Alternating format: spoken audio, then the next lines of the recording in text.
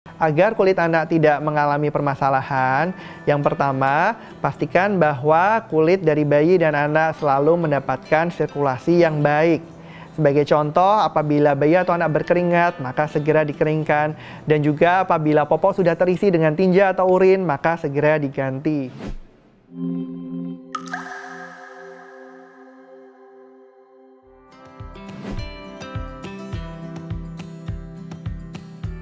Nah, ruam popok dapat dihindarkan dengan cara mengganti popok bayi secara berkala dan tidak membiarkan popok yang sudah terisi tinja ataupun urin tidak diganti untuk waktu yang lama.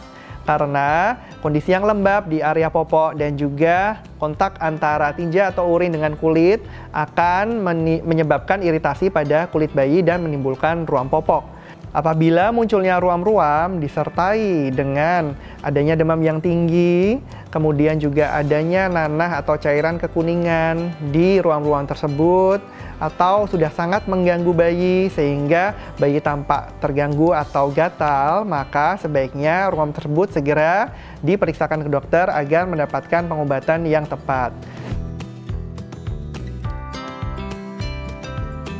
Penyebab adanya infeksi pada ruam-ruam tersebut atau pada kulit bayi sangatlah bervariasi. Ada infeksi jamur, ada infeksi bakteri, ataupun infeksi virus. Masing-masing penyebab infeksi itu membutuhkan penanganan yang berbeda.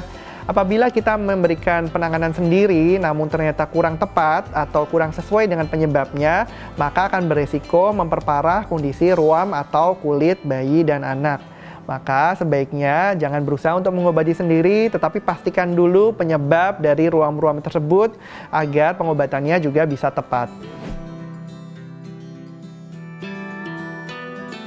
Sementara untuk biang keringat bisa dihindari dengan cara menggunakan pakaian yang tipis dan juga longgar dan menyerap keringat pada bayi atau anak, serta menghindarkan bayi atau anak dari suhu lingkungan yang terlalu panas.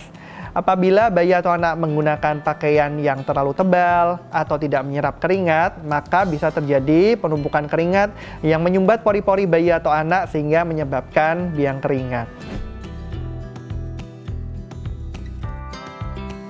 Produk-produk yang kita gunakan pada bayi sebaiknya memang harus produk-produk yang memang ditujukan khusus untuk bayi.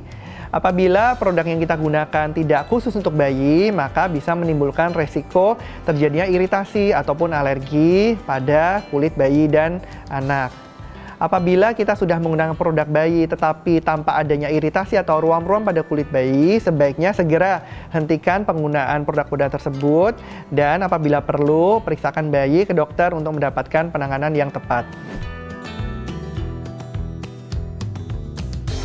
Agar kulit anak tidak mengalami permasalahan, yang pertama, pastikan bahwa kulit dari bayi dan anak selalu mendapatkan sirkulasi yang baik. Sebagai contoh, apabila bayi atau anak berkeringat, maka segera dikeringkan. Dan juga apabila popok sudah terisi dengan tinja atau urin, maka segera diganti. Yang kedua, gunakan produk-produk yang memang ditujukan untuk bayi, sehingga lebih sesuai dengan kulit bayi yang memang masih sensitif dan belum sematang atau sekuat kulit orang dewasa.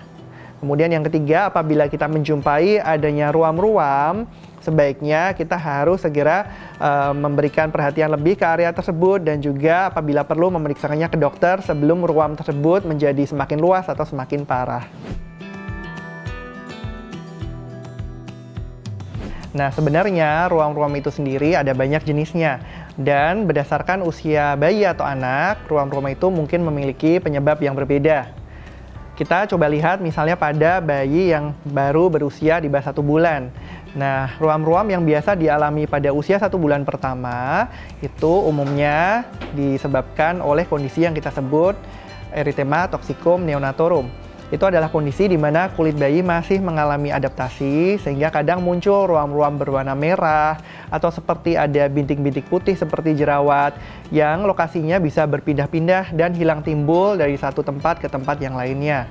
Nah, apabila ruam-ruam yang ditemukan pada bayi yang masih berusia 2 minggu pertama atau 4 minggu pertama, kemungkinan besar ini adalah kondisi erythema toxicum neonatorum tersebut.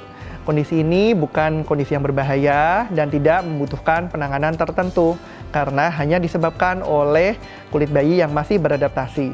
Biasanya di usia 2 hingga 4 minggu, ruam ini akan hilang dengan sendirinya. Nah, kemudian apabila bayi sudah berusia lebih besar, misalnya usia 1 bulan ke atas, kita bisa juga melihat adanya ruam yang muncul di daerah pipi yang bentuknya merah-merah dan mengelupas. Nah, salah satu kemungkinan penyebab ruam ini adalah alergi. Dan alergi yang paling sering untuk dialami di usia ini adalah alergi susu sapi. Sehingga biasanya ruam ini muncul pada bayi yang diberikan susu sapi atau bayi yang mendapatkan ASI eksklusif tetapi ibunya mengonsumsi susu sapi. Nah, untuk memastikan apakah memang bayi mengalami alergi susu sapi atau tidak, sebaiknya diperiksakan ke dokter. Apabila memang dokter sudah mendiagnosis bahwa ini adalah kondisi alergi susu sapi, maka untuk menghindari ruam-ruam ini timbul, bayi harus dihindarkan dari konsumsi susu sapi. Dan ibu yang sedang menyusui memantang konsumsi susu sapi dan produk turunannya, sehingga ruam-ruam itu bisa mereda. Demikian pembahasan mengenai ruam pada bayi dan anak bersama saya, Dr. Sesa Purnocitro, spesialis anak. Semoga bisa bermanfaat dan sampai jumpa di episode berikutnya.